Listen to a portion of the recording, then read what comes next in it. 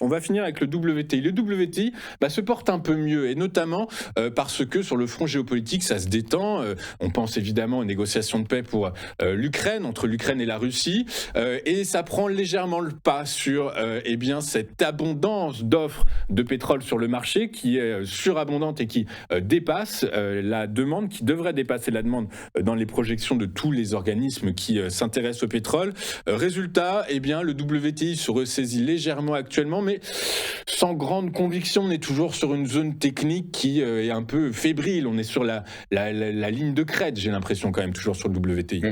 Exact. Vous avez bien résumé, vous avez bien tout résumé, en fait. Il y a une surabondance de l'offre. Il y a des espoirs de paix en Ukraine, une croissance mondiale ralentie. Vous avez des grandes agences et des banques qui tapent sur un baril autour des 65 dollars pour 2026-2027. Une production américaine qui atteint des niveaux historiques et au taquet. Et l'OPEP qui est encore, on va dire, relativement accommodante à moyen terme. Donc le baril se négocie autour des 58 dollars à l'heure actuelle. On a une moyenne mobile exponentielle ici, techniquement, autour des 71 dollars, qui est un niveau qu'on pourrait aller atteindre. On a des fois des spikes ici, comme ici, on a eu des spikes ici la semaine du 2 juin et la semaine du 16 juin. Enfin, ça a duré jusqu'au 28 juin, la semaine du 28 juin.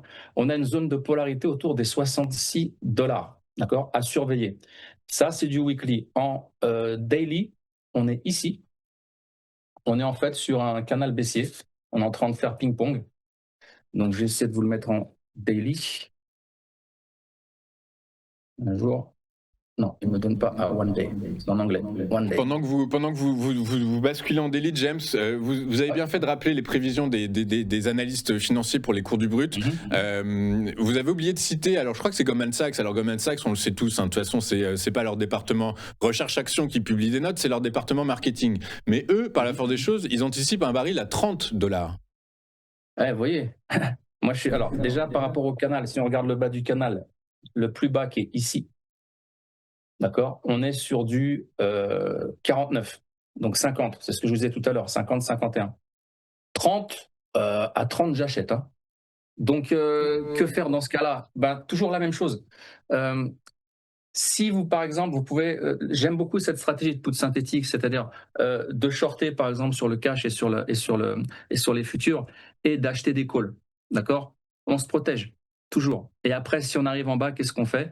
On rachète. C'est les soldes, on rachète. Mais là, on est dans ce canal ici baissier, donc on pourra encore aller chercher, peut-être en double appui, ces niveaux-là, les 55. Je vous ai mis ici aussi les 55, 57. Voilà, c'est des niveaux techniques, voilà, vous voyez ici, là, ces niveaux-là. J'aurais dû tracer en fait un rectangle de 55, voilà. Si on casse les 55, là, on irait chercher les 50 dollars, plus bas. Par contre, si on casse ici les 59, 60, on irait chercher certainement la moyenne mobile exponentielle 200 autour des 64 dollars. Donc en fait, ce que vous nous dites, James, c'est que les conditions de marché, même si donc la Fed devrait poursuivre son assouplissement monétaire le mois prochain, vous nous dites que les conditions de marché sont plutôt défavorables sur le WTI, que a priori on va poursuivre cette tendance baissière qui actuellement est là sur le marché. Totalement baissière, mais pour se protéger, toujours acheter des calls, même si on est baissier sur les futurs et sur le cash. Se protéger en achetant des calls si vous avez la possibilité de le faire avec votre broker, parce qu'il y a certains brokers qui ne pratiquent pas ou qui n'ont pas les options sur leur plateforme.